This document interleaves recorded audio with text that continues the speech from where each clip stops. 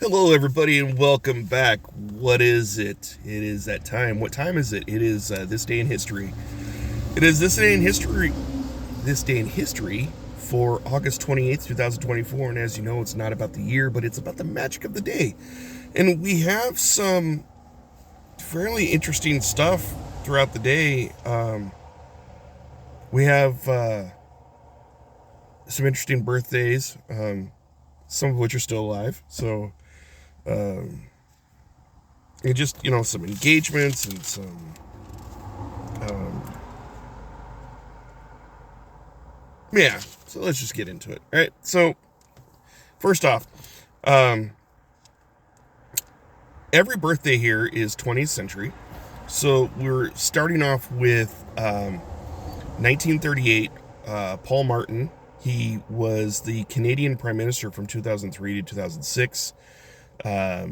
He was from a very liberal political party, or but I imagine their version of what the liberals are. I don't know if they're the same, if they're on point with um, the liberal agenda here in the United States.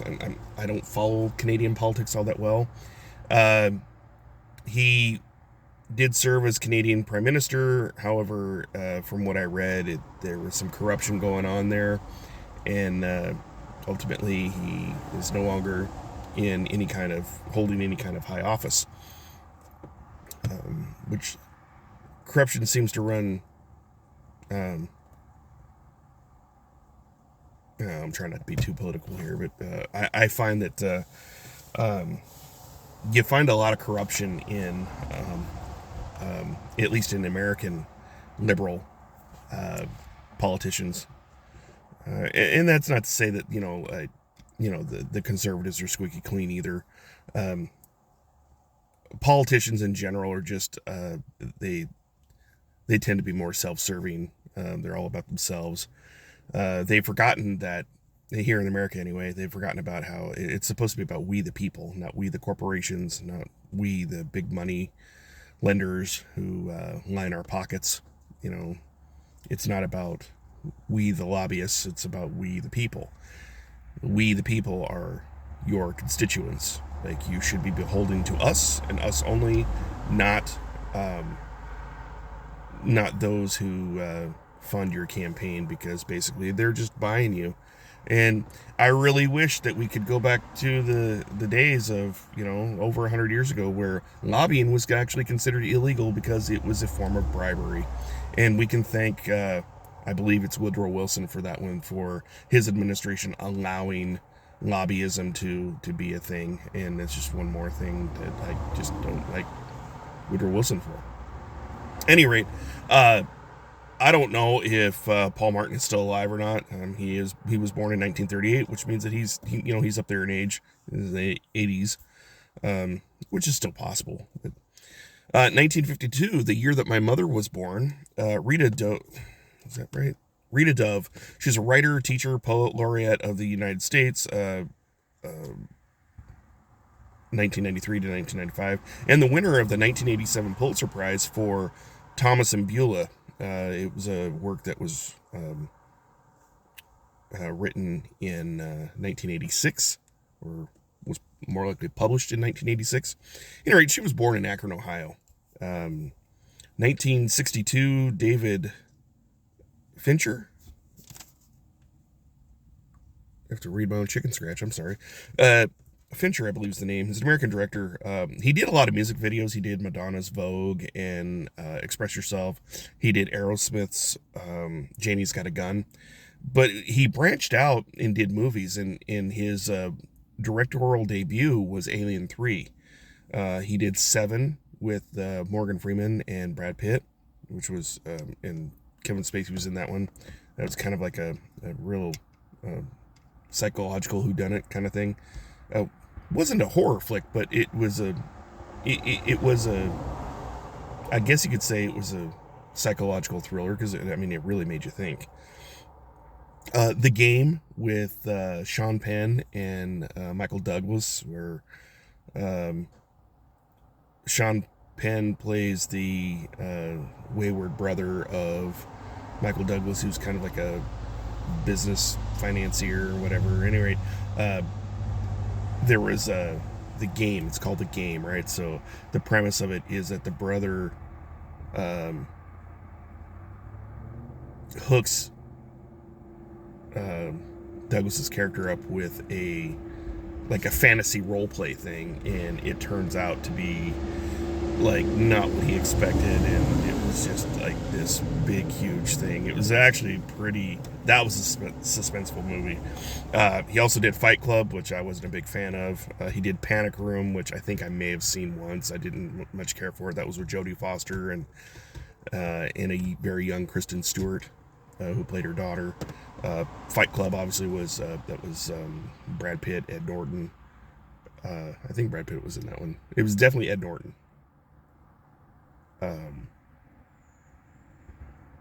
Yeah. Number one rule of Fight Clubs: you don't talk about Fight Club. Stupid. I didn't care for that movie. I thought it was kind of dumb. Moving right along, 1965. Oh man, she's still a heartthrob for me. Shania Twain, Canadian musician. She's in the country music genre. I know that my mother really didn't like her. She liked her music, but she didn't like her look, her style, because of the way she dressed. And I'm just like, well, Mom, when she's married to Mutt Lange, there you go. If you don't know who Mutt Lange he's a music producer, and he produced music for the likes of I believe he worked with AC/DC. I think he worked with Whitesnake. But he definitely worked with Def Leppard, and that's how I know the name, because Mutt and Joe really, Joe Elliott, the frontman for Def Leppard, when they collaborated together on Hysteria, they just knocked it out of the ballpark. All those guys did their part, obviously, but it was just fantastic. It's Hysteria is probably their highest grossing album ever, and I would have a lot of friends that would say no, Pyromania was the best album that they ever did. But Pyromania was awesome too, but they worked with Mutt Lange for many years, and Mutt, I'm sure he had some influence over Shania Twain in how she was marketable. But either way, that woman is still gorgeous to me. Yeah, so happy birthday, Shania Twain. 1969, Sheryl Sandberg is an American business executive. She was born on this day in 1969. Her claim to fame is that she worked for Google, and then she was, or currently is, the chief operating officer for Facebook. She did catch a little backlash from Congress. She kind of made, and I thought the name sounded familiar to me when I read it, and then I looked it up, and I was like, oh, okay, I remember. She was grilled a little bit by Congress for Facebook's policies regarding, what content is shareable and what's verboten, censorship. Which, the irony in that is that how the Constitution is written is that it is written that government cannot hinder free speech. But it never said anything about private entities such as Facebook. So that's where the big legal battle is always being waged there. Is like, do they have a right to censor on their platform? Well, under the letter of the law, I think they do. Do I support that? Not really. I believe in free speech all across the board. I believe that, if you have nothing to hide, then you can let someone, it's sticks and stones, man. If someone wants to talk trash about you, let them, right? That's only showing their character, not yours, right? And if you have nothing to hide, then, there's, what's the harm in letting someone, speak ill of you? Sure. Is it a knock on your reputation? Sure. But if you're not doing anything wrong, everything works out in the end. That's just my opinion. Also in 1969 on this day, Jack Black, American actor, School of Rock. Tenacious D. He's a musician too.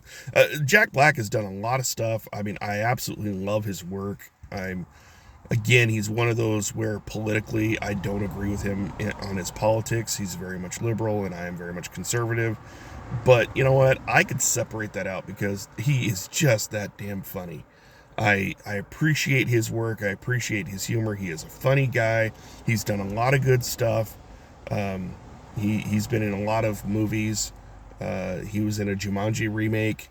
He was in School of Rock, obviously. He was in a movie, I believe it was called The Jackal, where he was a metal fabricator and he made this big exotic weapon for Bruce Willis, who played the bad guy in this movie, and he gets his arm blown off because of it.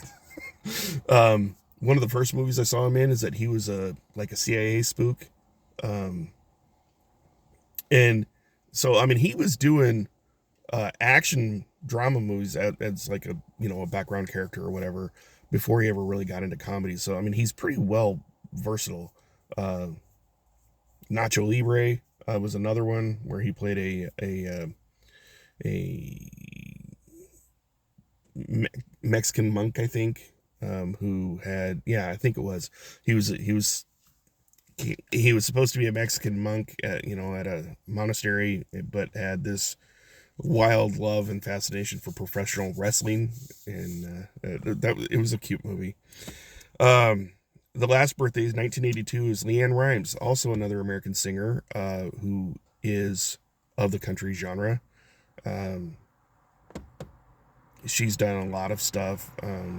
She did a song, Hell I Live Without You, I think is the name of the song. It's been done by a couple people. I think she was the one who did it first, and then they had another artist who was quite a bit older tried to market that same one. I'm not sure, but she's been around. That's it. So happy birthday, LeAnn Rimes. Happy birthday, Jack Black. Happy birthday, Shania Twain. Happy birthday, Sheryl Sandberg. Dave Venture. Rita Dove. This day in history, right? We're going back to 476. The Western Roman Empire falls as Emperor Romulus Augustulus is deposed by German warrior Odoacer. I think it's pronounced Odoacer. Basically, Rome is sacked and by this German warrior, and then he deposes the Roman Emperor, and then he takes over the rulership, and he crowns himself the new emperor. 1793 is the siege of Toulon. It's basically it's where the French Revolutionary Wars actually got their beginning. They kind of started with this siege, and then what ran its course. 1850, Richard Wagner, he had a hit opera, and I neglected to write down the name of the opera. I apologize, but it had its first performance in Weimar, Germany. 1914, it's on this day in 1914 that the very first major engagement of the British and German navies would take place. It was at the Battle of Helgoland-Beit. 1946, the movie The Killers, it premieres in New York City, and the interesting thing about this is that it stars Ava Gardner and newcomer Burt Lancaster. This was Burt Lancaster's debut film, where he kind of like hit the scene and then became the renowned actor that he became. And that was in 1946 that he hit the scene. In 1968, we have some protests going on at the 1968 Democrat National Convention. This protest was fueled by predominantly the opposition to the Vietnam War. It caused a huge clash. It was later known as the Battle of Michigan Avenue. It was a violent confrontation between the police and the demonstrators, and it got to be a pretty nasty affair. 1993 is the year I graduated high school. The spacecraft Galileo took some pictures of the asteroid Ida, and there's like some pretty decent pictures there. 1996, the 15-year marriage between Prince Charles and Princess Diana was ended by way of a divorce decree. It had been a while coming, and so it finally got. It is this day in 1996 that they were officially divorced. I am remembering when my divorce was official, when I was told that the divorce decree was finalized on June 17th, 2 years ago. So, not pleasant stuff. 2014, American spy John Walker, he would die in prison at the age of 77. Why was he in prison? Well, he got caught for espionage. Basically, he was passing on classified documents to the Soviets, to Soviet agents, for damn near 2 decades, almost 20 years. Apparently, he had been doing it from 1967 through 1985 before getting caught. So, yeah. The year is 2020, and it is on this day in the year 2020 that Chadwick Boseman would pass away of colon cancer, and he was such a young guy. You know, he died at the age of 43. He was the Black Panther, and he did such an amazing job. He had done a few movies, and I don't think he could have done a better job as Black Panther, really. It was only 4 years ago, so I mean, condolences to the family that still may be grieving. I know what it's like. I mean, I have family members that have passed, and on the anniversaries of their death days, I'm usually in a foul mood. On their birthdays, I'm in a foul mood. I try my best to like be positive, but I mean, I remember them, so my heartfelt condolences to the Boseman family. Featured events. It is on this day in 1955 that 14-year-old Emmett Till was murdered in Mississippi for allegedly flirting with a white woman. That white woman being Carolyn Bryant. We talked about this. We talked about this recently because when we talked about it before, it was his birthday, and this is the day that he was murdered. Now, there's conflicting stories as to whether he was egged on to go talk to this girl or what, but he was actually visiting family down in Mississippi, and he was warned that his brand of humor wasn't tolerated down there because they were very segregationist down there. They did not like African Americans much. They were that was the systemic racism of the South, the deep South there. So allegedly he was flirting with this white woman. Well, this white woman happened to be married, and so it was actually this woman's husband, and it was either brother or brother-in-law that were that actually killed the boy. And something stupid just for saying hi. There was some talk that like he had grabbed her around the waist, or he did something, or and that's what set off the husband and brother. So, I don't know.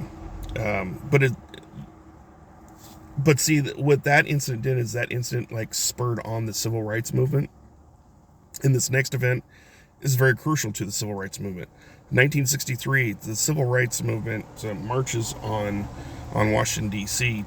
Over 200,000 people marched on Washington, D.C. Martin Luther King had delivered his I Have a Dream speech, and it was so pivotal and powerful, and it really paved the way for the effected changes that they needed to get, as you know, The Civil Rights Act was passed and signed the following year, 1964. Unfortunately, it was after, it was after JFK was assassinated. So it was on this day in 1963 that March, it you know, Kennedy was pushing for it, and after Kennedy was assassinated, Johnson spearheaded it and really rammed it through and said, "Hey, let's do this for Jack," even though he was a card-carrying member of the KKK and he was extremely racist himself. He didn't care for the black people much. He didn't really, but he did recognize the usefulness of the power of their vote, and so you know what he did is he passed all these legislative laws that gave them their civil rights and gave them their equal rights and all this and that, blah blah blah blah, because he knew one thing is that, and he'd even said that he had secured the Democratic vote for black people for the next 50 to 100 years. And he wasn't too far off the mark, because there are a lot of black folks that vote for Democrats simply because it was a Democrat in office that had signed the legislation that gave them their rights, their free equal rights that should have always been there. So I guess we kind of leave on a high note. It's 21 minutes into this video, and I gotta scoot. I gotta get to work. So have a great day. Take care. Be well. Be blessed. And we will do this again tomorrow for August 29th. All right? Take care. Bye.